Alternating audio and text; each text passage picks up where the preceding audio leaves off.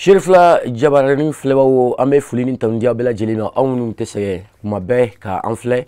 anga jemukan ni oye shifuna ko ga jemukan jeunesse développement abetimi sibiri shirifla jabarani san femi matu ka siga au kuna foniye mali shifuna ko ka bara hukumun konnana ani ube bara munke kelengene la faso chake dawla ani uka kenre chake dawla o de kadra konnana sibiri ame nyogon sorano ka sika babu dota ani an shifu nyogon do be je ka o babu kono kuma nyefo au nyana mi mata obsika chama fo ula chugomina bisibiri ni o bena mekalo kile mugama ani mamme nyogon fe ale shifuna kai a joli no kosobe barada kun chamana jekulu chama fana babulu aywa ai babu minta odi ya ore bado samia koni ale be ka sensen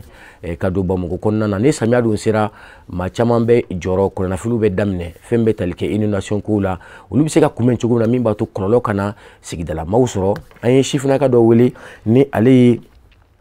monsieur Salia Marikoyi shifuna ka do Adjidjali no kosobe sigida nyetala ni oye un jeune leader engagé dans l'assainissement de sa cité. Babou Emi odi le rôle de la jeunesse dans l'assainissement. Nela sonama amena kumadama akaseka dadu ni babou ina mimba tobsega fumuli chama sur la chugumina. Assalamu alaikum monsieur Mariko. Wa alaikum salam ta'ala wa barakatuh. Kodi basitila. Alhamdulillah. Amba. Ayi iwoli na nga woli jabi Shirifla jarani konano ambi fu ola anishondo alimba kafoko babu mi na iwoli mimba to amina sika o kono kuma nyefo amfle bo nyana choko mina ori ye jeya bunankunkan shifina ka joro kanga ke mundu yala mimba to kasika fenchamanke barachamanke jeya akadra konnana kringene la samia alebe ka sensen kana aywa ina fo kirage de caniveau ona nyona chama amba foko iki bismillah iga kuma dakunye flo binake muni ka nyishi chefula fleva uma ambi fo monsieur Sidibe Shirifula directeur ana barakala be la jelen fo ka si an la kana baga mun sigilen do dala Shirifula sababu nyuma bora chemi fana la nu yan fana karamago Usman Wadan Haidara kana ka dima fu bangoni jangene bugula ala ka ambe sababu amina rabbi très bien o dira e kosobe monsieur Mariko babu yemi odi shifina ka joro kanga ke munde jeya hukum konana sigida konnana aywa e ka sigida lambaro ka fo I joro ka bu kosobe jija chamambila aywa dakunye kelina na yin nga jeya re mu yefolo. Bon, alhamdulillah, monsieur Sidibe, anga ni babu biula na vraiment ni kanga ke ni ake wakati fanaye. C'est ça. Ni go kibe jeya ere fo ka wala abina ni fen chama yi. C'est ça. Parce que jeya te dron ko anga ambalma muso bla ka sokono na franc o dron te jeya yi. Jeya yi fen bedi. C'est ça. Jeya yi environnement di. Ni ko environnement fen bebe o kono. C'est ça. Donc biula na ante kuma commune kelen ambe kuma Bamako beka na ka jamali rebe parce que samia donto mi fleni jenunga bara folo kanga kemi o de sensibilisation kama kuna funia c'est ça effectivement.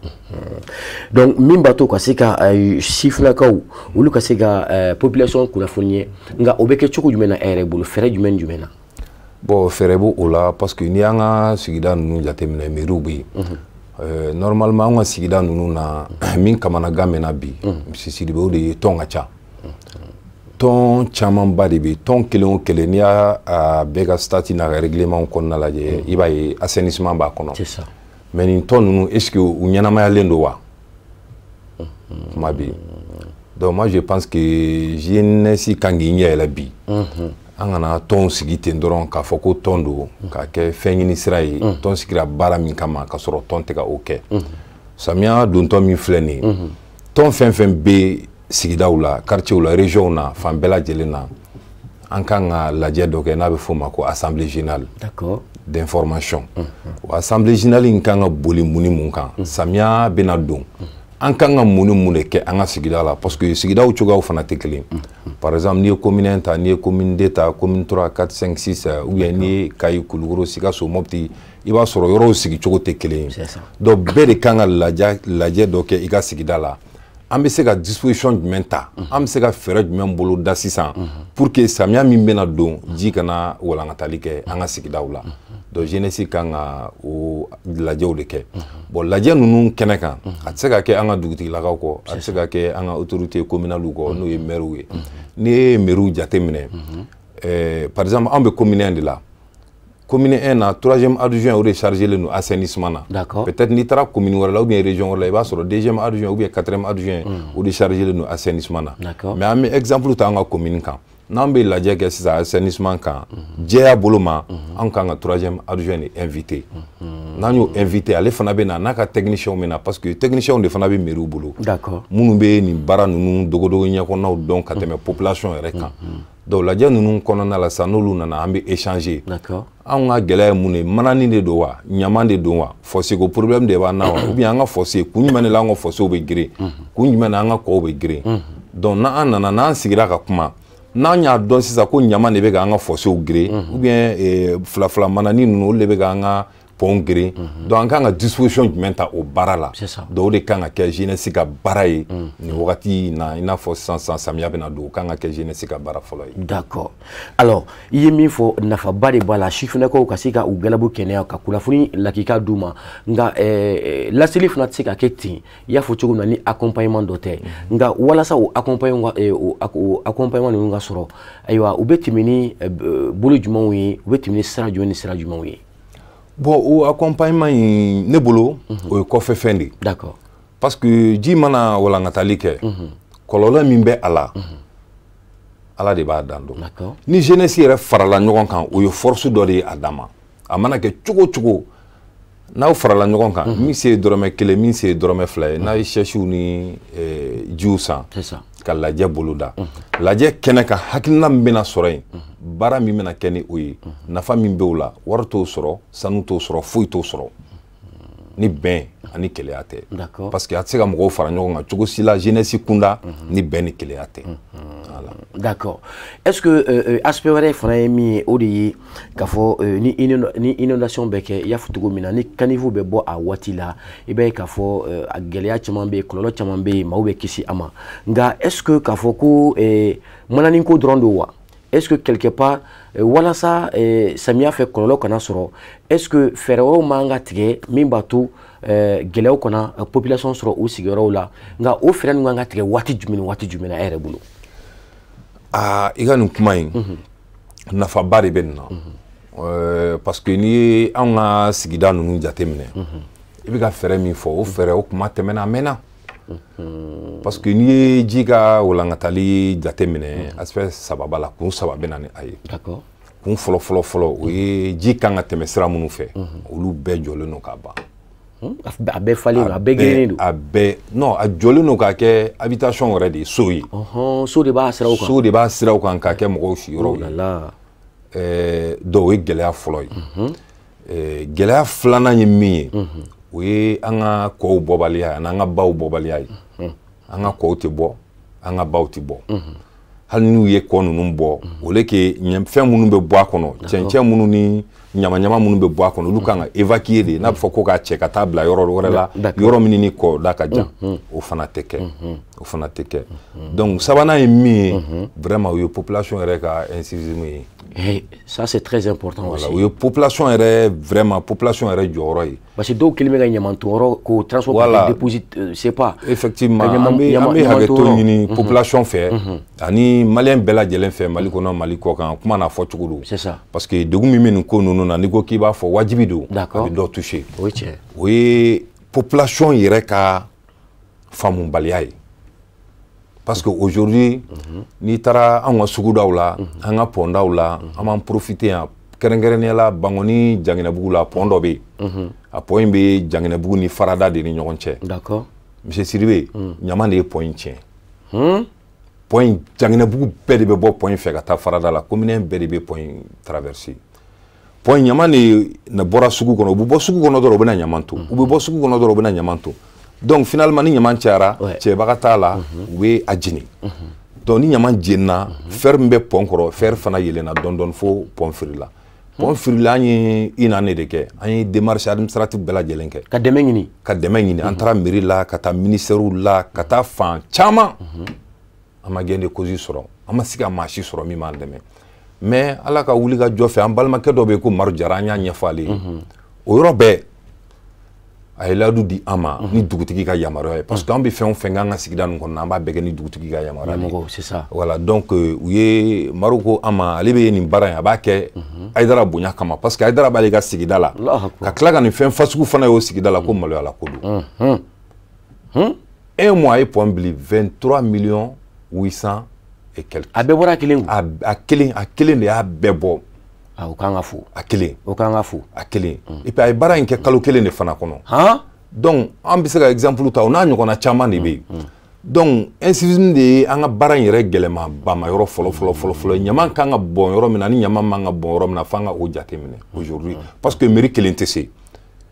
D'accord. Fo sigida dugutigi ni dugudenw ka fara ɲɔgɔn kan ka autorité communale dɛmɛ a ka baara la mais olu fana ka u jɔ u jɔyɔrɔ la. D'accord. Ɲaman kan ka lasago yɔrɔ minnu na parce que an bɛɛ b'a dɔn bi aujourd'hui ɲamankun ye problème ba de ye an ka dugu kɔnɔ. Tout à fait, tout à fait. Komi wagati ka surun an tɛ se k'a bɛɛ fɔ sinon o ɲama min n bɛ ka min f'i ye ɲama in caya kojugu an ye wele bila Batuli Ɲang ma vraiment an b'a fo nin kɛnɛ in kan. Batuli Ɲang a n'a ka équipe bɛɛ lajɛlen a n'a dɔgɔmuso.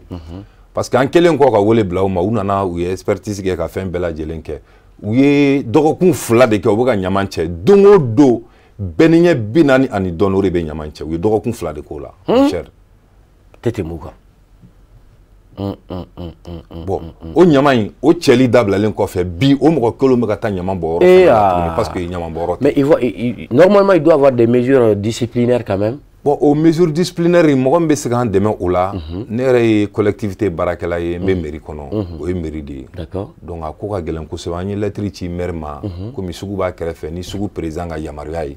donc an ye lettre ci maire ma u bɛ se k'an dɛmɛ o ko in na cogo min na vraiment hali bi ɲɛ ma se ka sɔrɔ a la. Donc ɲama kɔni bɛ ka continuer ka bɔn ni ɲama bɔ yɔrɔ tɛ mɔgɔw bolo n'an y'a kɛ cogo dɔ la a bɛ na ni sitanɛ de ye sigida la dɔw bɛ taa wolo min ala de b'o dɔn ala k'an kisi o ma inchallah donc an bɛ don an ka débat kɔnɔ. Mais e yɛrɛ bolo mun de bɛ ka na ni nin bɛɛ k'a fɔ ko mun na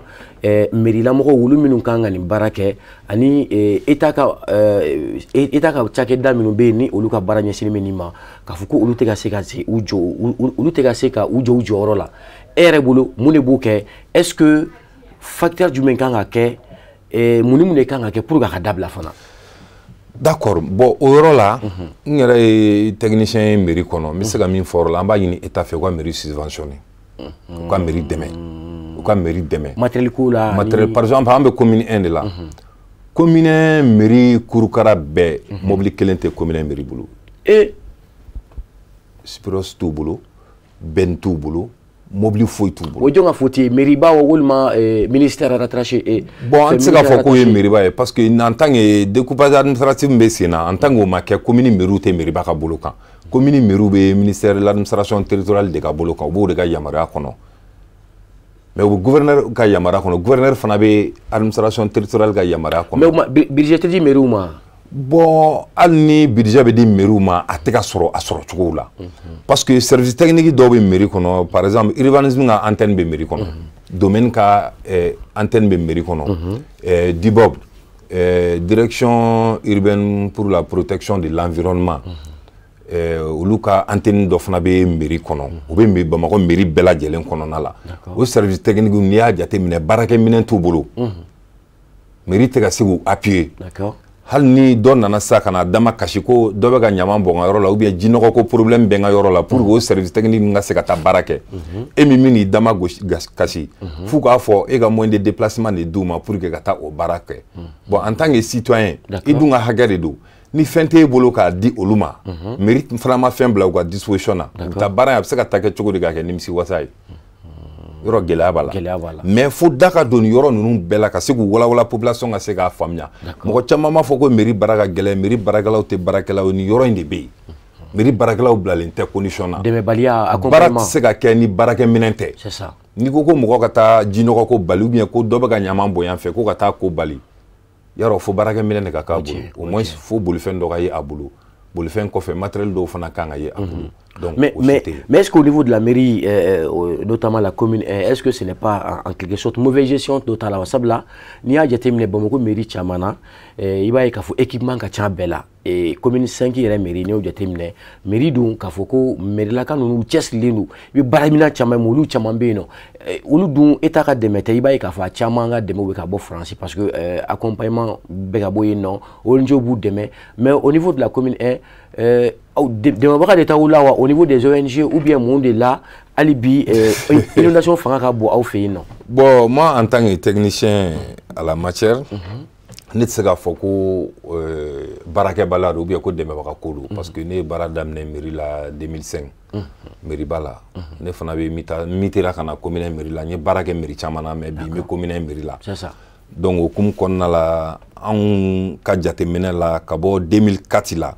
en bora élection communale folo munun kalama kabo 2004 la kana sisana parce que 2016 ko fait élection vraiment ke folo en matériel commune mairie la. Donc équipe mi bora mi nano changer o ama matériel ko ni commune mairie la ka mi se ka fo ka commune deme ni baraka minen ya matériel fanate commune mbolo mun be se ka population deme en réalité. J'ai été. D'accord. D'accord, très bien. Est-ce que Bibina, parce que na jetimne ni responsabilité ka bon kosobe. Kosobe. Sirata fanfla là parce que ni sambe kana bi Bamako kunu san era jugara kosobe mais ni gidron ka itse gata parce que est-ce que quelque part siraw fana senta là siraw glan chugo mai parce que normalement gidron ban nous voie principale nous je crois que caniveau bo de kanga ke gidron ki refla là nga jibuli sirati ni jibuli sira duma ke sira bawla akachala fi baye ka fo kololo be bunya kosobe nga wala saka kololo nun kumbe halibi ay do falanga kololo nun seka kumbe ni feran jume halibi kololo mi seka kumbe ni feremi eta be ka sekew jamana be glan don de en réalité ni mogo mi edugo na jate mine bi sira ko ta fanfelaw la anga jamana marabagaw be ku seke kosebe d'accord mais population no e jeunesse en refana kan an joro gira anga fossé munun be aka kan wakati na anga ulabo nanu ulabo al na ka dogo aka cha ala fe ji mana wala ngata chogo abe canaliser mais ni fossé faleno iba e ji fitini mana na doron abe bo na bora doron abe sira sanflata na sira sanflata doron cheni mena parce que ni idona ji kono eta do dinga bi yoro mina sira sanfla falenu ji la so e bita jigi dinga kono so abe ke chogo do kono na donc ama nyini jeunesse fait ni samia damne na mali fantan nani bela jelen fait angana sigi ka mbolo da ansenka d'accord anga autorité de ma barala d'accord en flamand kan fait par exemple ni pont nu jugoro la je ba soro nyama nyama udi balane no la sangi kolo ni fon anga fara nyon kan anga ulu bo an yɛrɛ ka propre moyen na an ka propre moyen fɔlɔ-fɔlɔ ye min ye jeunesse o ye an yɛrɛ kolo la fanga ye n'an y'o daminɛ an bɛ partenaire sɔrɔ donc an ka fara ɲɔgɔn kan an k'an ka caniveau bɔ an ka pont jukɔrɔlaw an ka olu bɔ sinon kɛrɛnkɛrɛnnenya la commune population ka se Bangoni ma ji walankata kɔlɔlɔ mɔgɔ t'a fɔ anw ye 2013 anw ye min y'an ɲɛ la o kɛra anw ma leçon ye o de kama anw tɛ sigi bilen ni samiya bɛ don an bɛ fara ɲɔgɔn kan commune fantan naani bɛɛ lajɛlen fɛ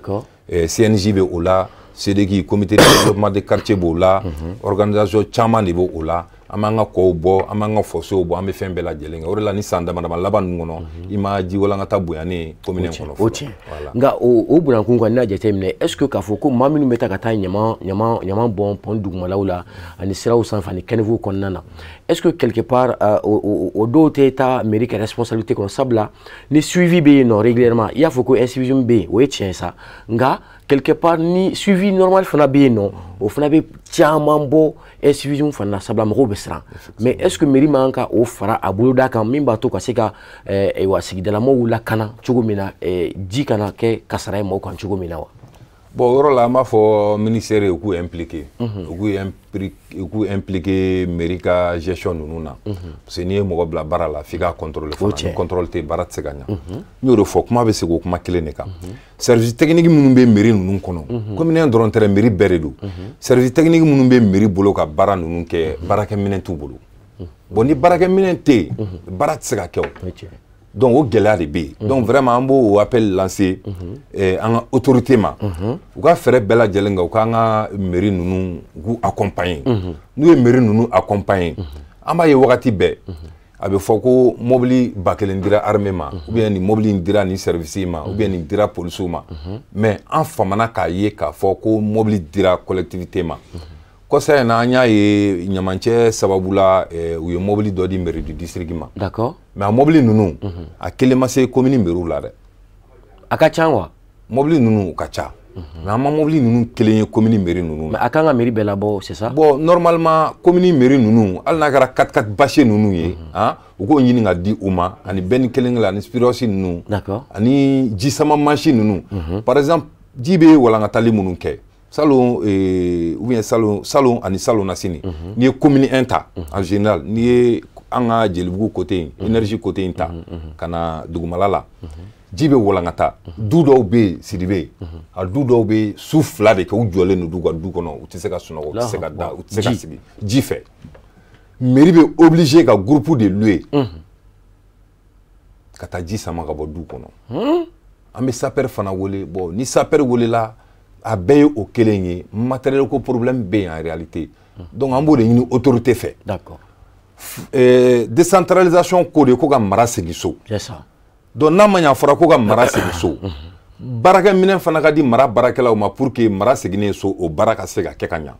ni mara seginna so ni ma baarakɛminɛn di mara baarakɛlaw ma mara segin so min kɛra so o ye fu ye o ye fu ye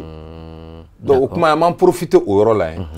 par exemple n'a fɔra ko ka mara segin so an ka jamana ɲɛmɔgɔw bɔra ka dugutigiw bonya sisan c'est ça bɛɛ y'a ye o bonya jara bɛɛ ye mais mon frère bɛ min f'i ye bonya min o tɔ ka jɛ don awɔ tɔ ka jɛ don dɛ kana siga la mais n'i ye mɔgɔ bonya fɛn t'a poche kɔnɔ dugutigiw de bɛ taa bannikɛyɔrɔ la dugutigiw de bɛ taa janajagɛyɔrɔ la olu de bɛ taa dengulu yɔrɔ la olu de bɛ taa kɔɲɔyɔrɔw la dugu fɛn bɛɛ lajɛlen a foyi tɛ fɔ dugutigi kɔ o ma orosɔngɔ ma bila a sen fɛ wa i yɛrɛ ka jigin base la i ka taa o ɲininkali kɛ ka nɛgɛ don kana fɛn t'u poche kɔnɔ o ye bonya ye o tɔ ka jɛ yɛrɛ vraiment o ye tɔ ka jɛ donc o n'a ɲɔgɔnna de don donc n'a ɲɔgɔnnaw de don donc an b'a ɲini u fɛ an ka usasi ka kuma dɔ la kɛnɛ dɔ k'a delila k'a fɔ ko faamaw k'u hakili to ministre religieux ka budget la k'a ka budget ka fɛkɛ dɔɔni k'ale de bɛ taa banniyɔrɔw la a bɛ taa fan bɛɛ lajɛlen na effectivement n'a ma ɲɛ i kɔni bɛ taa moriw fan fɛ o k'a sɔrɔ poche kɔnɔna fɛngɛnen don dɔɔni parce que i mana taa wagati o wagati i b'i bolo de poche kɔnɔ bon dugutigiw de bɛ kɛnɛ bɛɛ lajɛlen kan mais min f'i ye yɛlɛko tɛ an ka dugutigi dɔw ka déplacement ala b'a dɔn kira b'a dɔn u bɛ déplacer cogo min na hali bolifɛn t'u bolo n'i sera dɔw siyɔrɔ la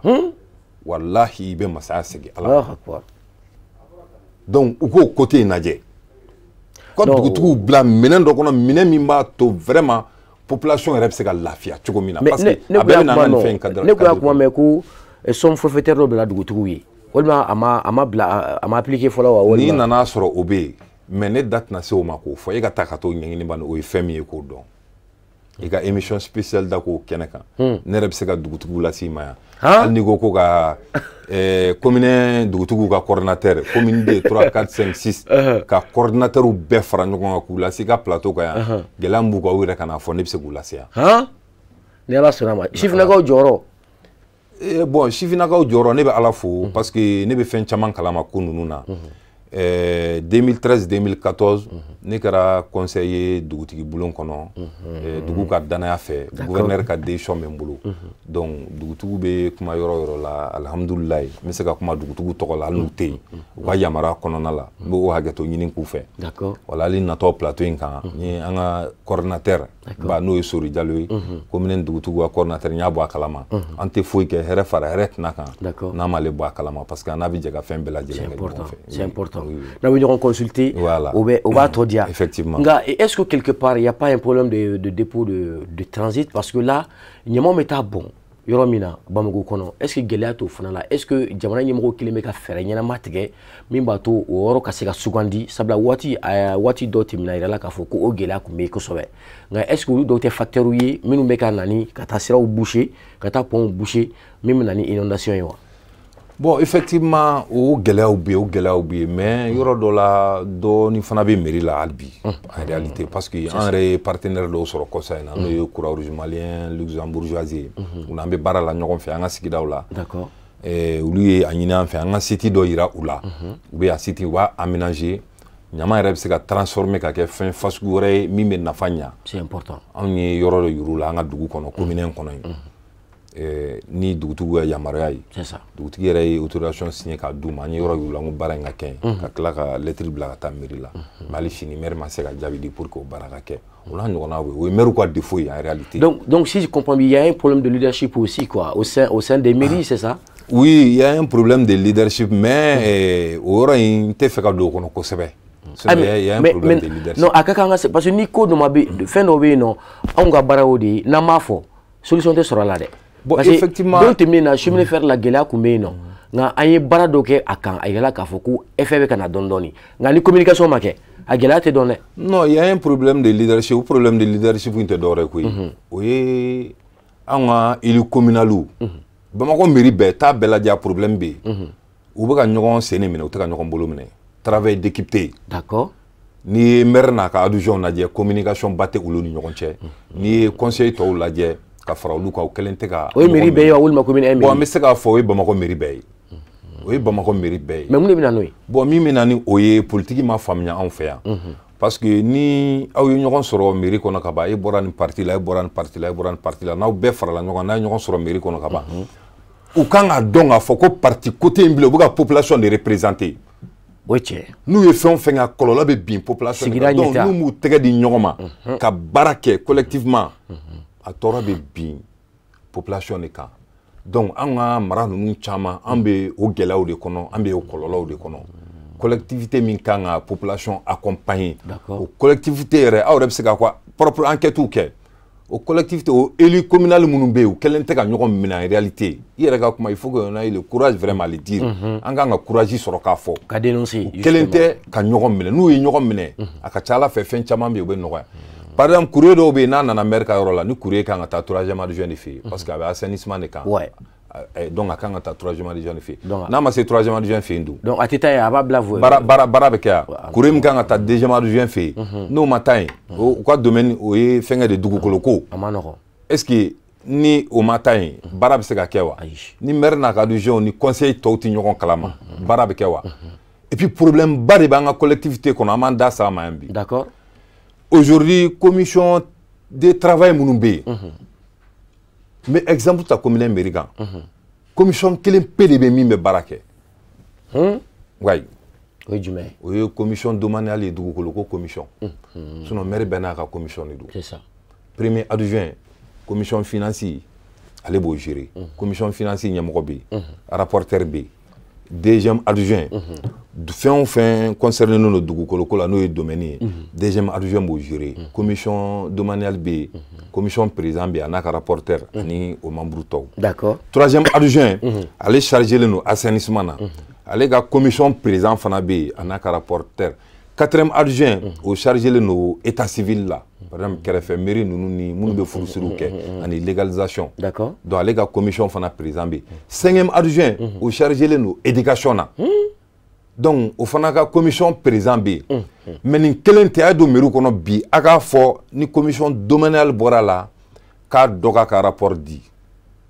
N bɛ se k'a fɔ commune mairie la min bɛ se k'a ka rapport di o ye troisième adjoint n'o ye Amadou Kulubali ye ale ka commission u bɛ baara la an yɛrɛ b'a seereya u bɛ baara la an ni Croix Rouge yɛrɛ ka bolo di ɲɔgɔn ma fanga ka se ka bonya o kɛra bi commune troisième adjoint min bɛ yen o kɛra ale sababu ale ka cɛsiri la an b'a fo sinon commission de sécurité fana o bɛ yen jɔn de la k'a mɛn ko mairie ye commission de sécurité wele ko ka lajɛrɛ dɔ kɛ pour que commune kɔnɔ lakana bɛ se ka sabati cogo mais an tun b'a kɛnɛ dɔ kan dɔgɔkun tɛmɛnen commissaire kura min nana commune 1 na ani diinɛ ɲɛmaaw u ye sigi kɛ k'a fɔ ko ka se ka ɲɔgɔn dɔn kɛ cogo min na moi je crois que est ce que yen yɔrɔ la je crois que parce que n'an ko sigida ɲɛta nin bɛɛ de b'a kɔnɔna na a kɛnɛ kan invitera ma se ka se mais commissaire kura ani min bɔra yen n'u bɛɛ bɛ ɲɔgɔn kalama d'accord parce que u bɛna don min na an ye présentation kɛ ka foliw kɛ ka se n'u ye an ka dugu mɔgɔba dɔw ma u ka taa dugawu ɲini olu fɛ ka tila ka sira di min fana kan ka taa yɔrɔ wɛrɛ an bɛ ɲɔgɔn kalama kosɛbɛ bon rencontre min filɛ nin ye dɛ normalement commission sécurité o de kan ka kɛ a kan ka rencontre ɲini commune quartier 9 de quartier 9 kelen o kelen sigi kan ka kɛ nin bɛɛ lajɛlen na u ka sigidaw la bon bɛɛ b'a dɔn an bɛ wagati min na komi sisan nɔ insécurité bɛ yen kɔlɔlɔ jumɛn bɛ aw kan aw ka quartier kɔnɔ aw ta ye jumɛn ye denmisɛnninw de bɛ drogue feere wa denmisɛnninw de vagabond de bɛ bin an balakaw kan wa aw ka école-sow kɔnɔ mun ni mun de bɛ yen o tɛ kɛ donc commission sécurité nulle à la mairie u tɛ baara la u tɛ foyi la donc n'an bɔra yen an bɛna commission éducation le 5e mois de juin ale chargé len don o la regardez bi n'i taara an ka école-sow la CGS ni direction kɔlɔlɔ dan de don gɛlɛya dan de don parce que école-sow kɔnɔna na jiw bɛ sigi baara tɛ ka kɛ CGS minnu bɛ sigi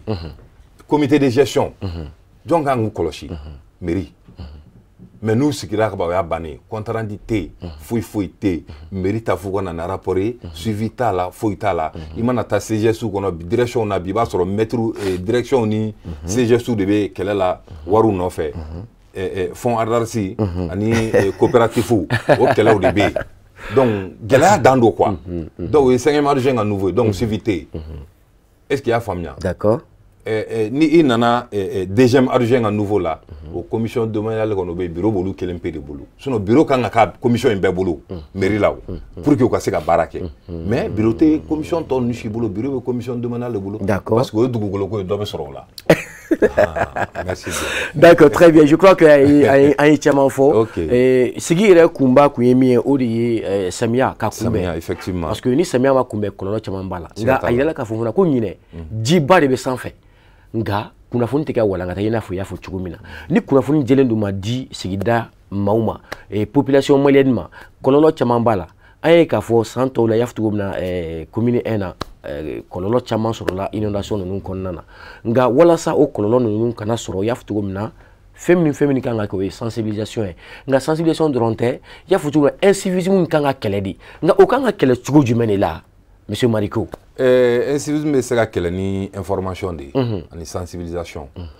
mais i ka nin kuma bɛna kɛ sababu ye ni ala sɔnna ma an bɛna an ka lajɛ boloda joona n'a bɛ fɔ a ma ko assemblée générale lajɛ in kɛnɛ kan an bɛ invité ni ala n'a kira sɔnna ma san o san anw b'a kɛ Bangoni mairie kɔnɔ an bɛ dugu bɛɛ lajɛlen wele organisation fɛn o fɛn bɛ yen an b'u bɛɛ lajɛlen wele mais kuma in bɛɛ bɛna kuma kelen de ma mais yanni n ka taa yen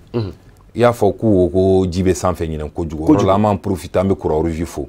parce que ani Croix Rouge ye formation dɔ kɛ u ye météo mɔgɔw ta ka formation kan okumu kɔnɔna la ani météo mɔgɔw tolen don contact la tile bɛ bɔ cogo min na a bɛ bin cogo min na ani funteni kan ka na degré min na ni san hakɛ min bɛ na nin don a tɛna nin don a ka ca ala fɛ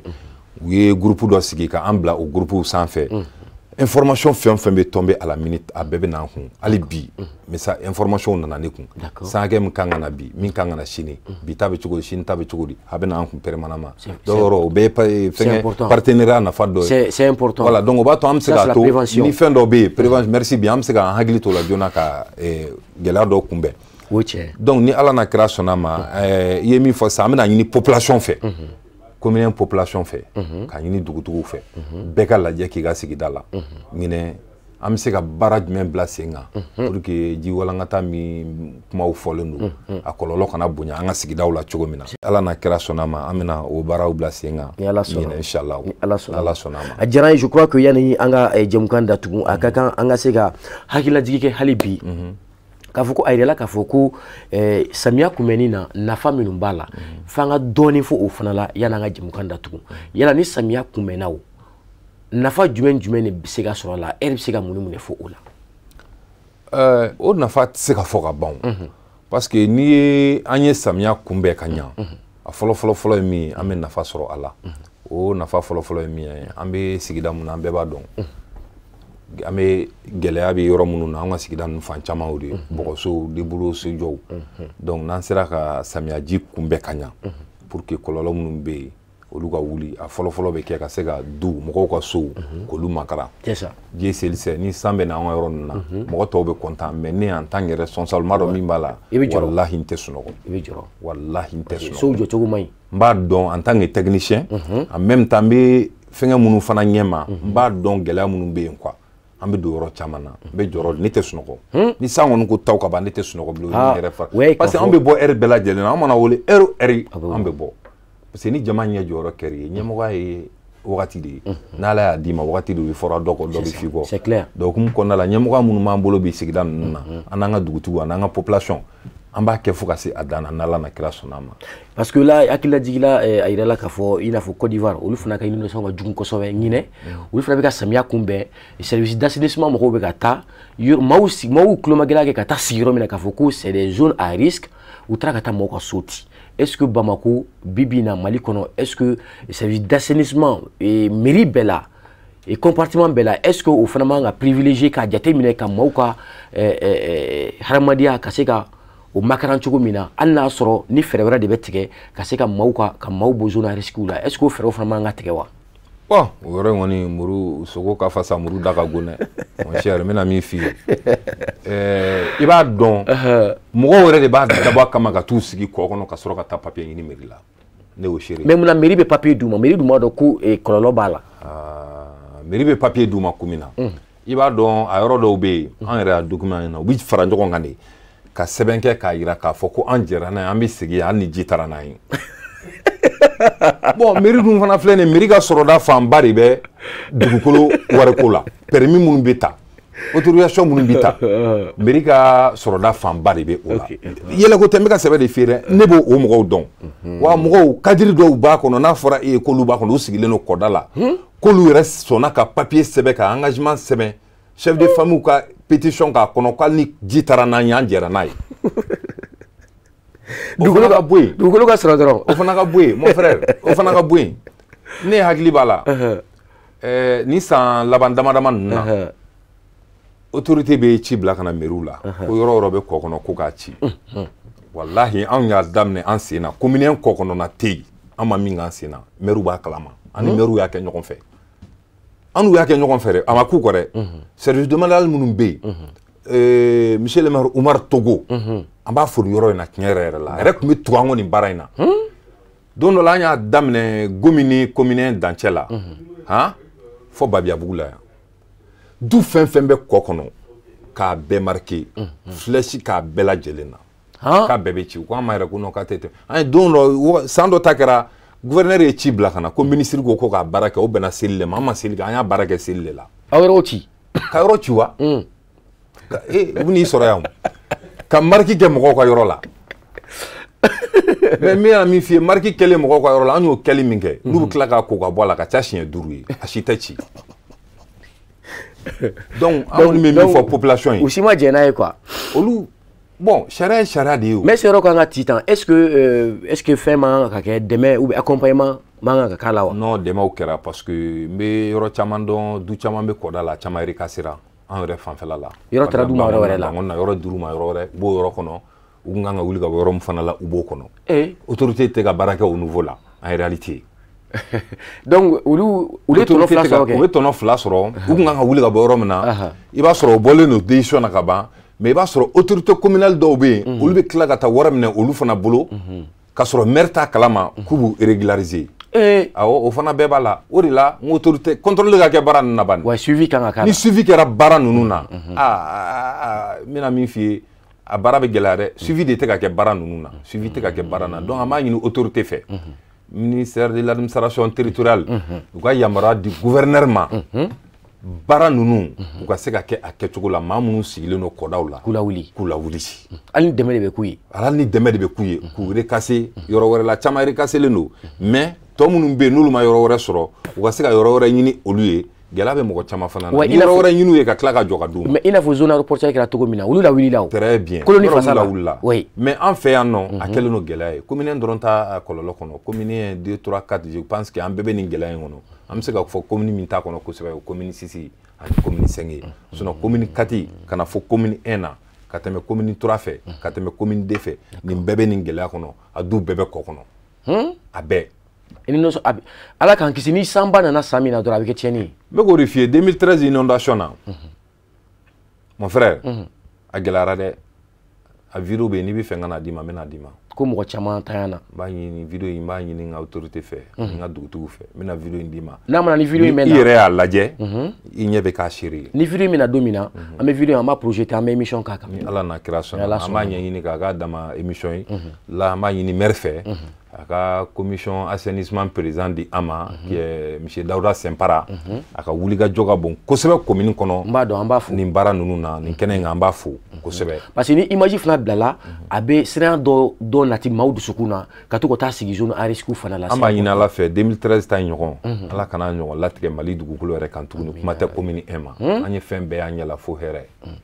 depuis be chou compter duru kana compter muga kana compter bisaba galada la hakwaru wa sinisere munun be munun jitara ni do ka du be ka tanu ka demba be mo kelingere munun sorola no lu tarabla école so kono balo mi fana ni autorité a di anga élu communalu ma ku ga di mo ma o balo fana ku mto fana fin o fana détournera donc hinati emblé sake mon frère ambe fin chama ni kalama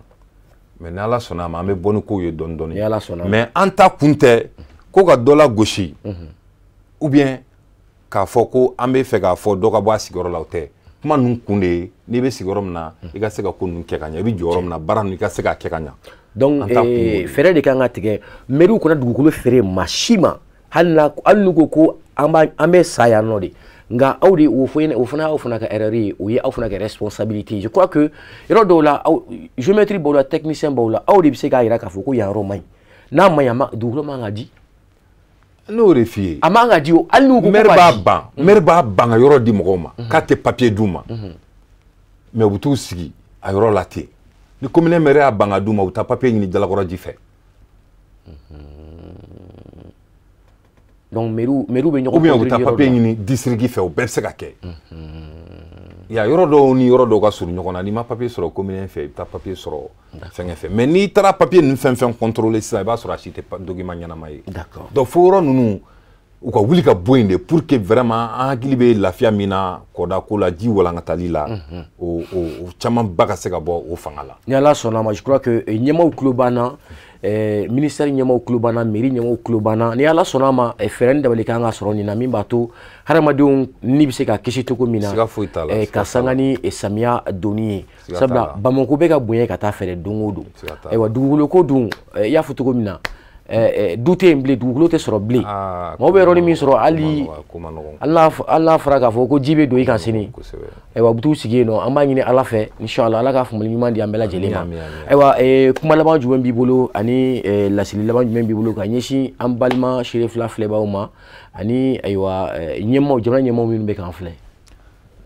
d'abord yani an ka kuma laban fɔ o yɔrɔ la an sigira hakilina min kan n'o ye samiya bɛna don c'est ça an bɛ se ka disposition jumɛnw ta c'est ça n bɛ wele min bila n jɛɲɔgɔn tɔw ma jeunesse ɲɛmɔgɔw ma ka ɲini u fɛ an k'an ka sigida muso ɲɛmɔgɔw denmisɛnnin ɲɛmɔgɔw association minnu bɛ yen k'u bɛ baara la u k'u bɛ bɔ ko kalama k'u lakunu an ka fara ɲɔgɔn kan d'accord ka ɲini jamana ɲɛmɔgɔw fana fɛ association minnu papier bɛ ka ta gouverneur la n'u bɛ san bɛɛ lajɛlen kɛ u tɛ baara kɛ u bɛ ka kɛ sababu ye ka papier ɲini dɔrɔn k'a kɛ politique kɛlan ye ou bien ka wari ɲini politique mɔgɔw fɛ ni association papier ninnu ye gouvernement ka disposition ta u k'a ɲini association fɛn fɛn bɛ yen ni récépissé b'i bolo i ka rapport mensuel i k'a déposer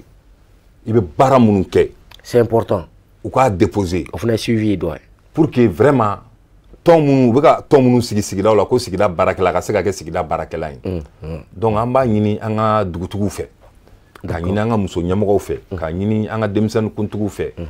bɛɛ k'i impliqué an tɛ fɛ k'an bɛ ɲinɛ ko ji walankata ye kɔlɔlɔ dɔ bila an ka sigida dɔ la ɲinɛ Mali fan bɛɛ lajɛlen fɛ an tɛ fɛ k'an mɛn autorité fana k'i impliqué sapeur ka disposition ta ni san wulila u ka sapeur équipe k'u jɔ yɔrɔw la wala k'u bila rond-point na ani dugu dondaw la u b'a dɔn yɔrɔ minnu risque bɛ côté minnu fɛ d'accord Bangoni surtout kana ɲinɛ Bangoni kɔ an b'o ɲini u fɛ ani Sikoro d'accord u kana ɲinɛ olu kɔ c'est important voilà u ka équipe dɔ bila ka na yen fan ninnu fɛ toutes les zones à risque n'u y'a dɔn voilà toutes les zones à risque u ka équipe dɔ bila ka na yɔrɔ ninnu fɛ n'u y'a dɔn ko san kɛlen don ka yɔrɔw minɛ wagati min na min ye anw ka côté n y'a f'i ye n ko chapeau caman de bɛ n kunkolo la i y'a fɔ CEDEC comité de développement des quartiers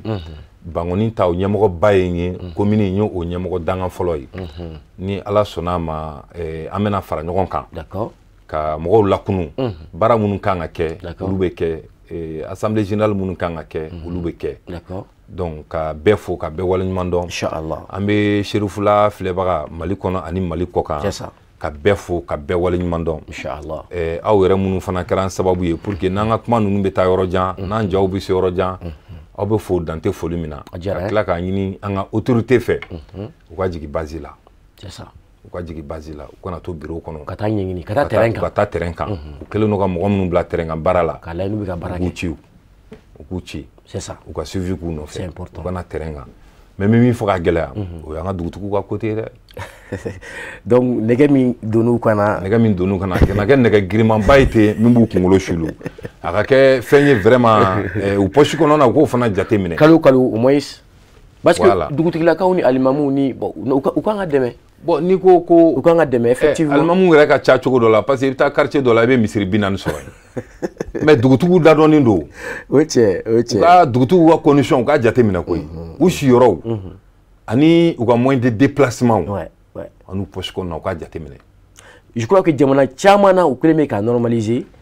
Dugutigiw ka sara bɛ alimamuw ka sara bɛ. Très bien. Nka Mali bɛ retard la nin ko in na. Ni Ala sɔnna ma ɲɛmɔgɔw tulo b'a la. Jɛmukan kan ka k'a kan. Komi an bɛ Malikura ko la. Awɔ. Malikura ɲɛmɔgɔw an b'a ɲini u fɛ. Awɔ. U k'u hakili to nin côté. K'a ɲini jamana ɲɛmaa fɛ. A ye an faw bonya k'an mɔkɛw bonya. A diyara an ye. Nka hali bi tɔ k'a jɛ don. Tɔ k'a jɛ don. Hali bi a ka hakili to. N b'a dɔn cɛ min fana don.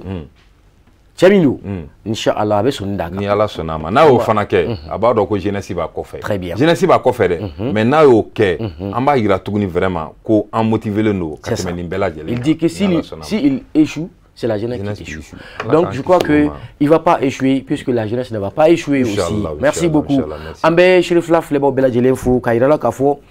jeunesse et développement babu min kun talen don bi o de kun ye le rôle de la jeunesse dans l'assainissement. An kun ye sifinaka min wele ale ye Monsieur Sali Amarikoyi,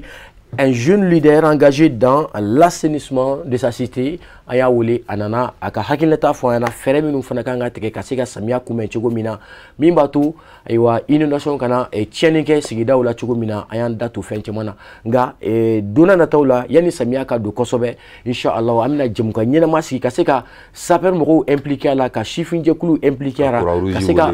croix rouge ni mairilakaw ka bɛɛ impliqué a ko la min b'a to ka se ka kunnafoni jɛlen cari cogo min na ni Ala sɔnna ma inchallah an b'aw bɛɛ lajɛlen fo ka daminɛ Bangon na an ka directeur ba ni o ye Ousmane Sogore kana fo an ka téléso yɛrɛ kɔnɔ yan nɔ ɲɛmaw kɛrɛnkɛrɛnnenya la Mohamed Keita ni ale en tout cas responsable production ale o ɲɛmaba ye ka se ka Buya Jagili Kulibali fo an b'aw bɛɛ lajɛlen fo ni Ala sɔnna ma ntɛnɛndow minnu ma se ka jɛmukan in filɛ aw bɛ se ka jɛmukan in lajɛ ntɛnɛndow k'a daminɛ 11h la ka taa a bila midi la a bɛ ni ce aw ka kulomajɔ la Ala ka diɲɛ waati wɛrɛ yira an na. Amina ya Rabbi. Merci beaucoup.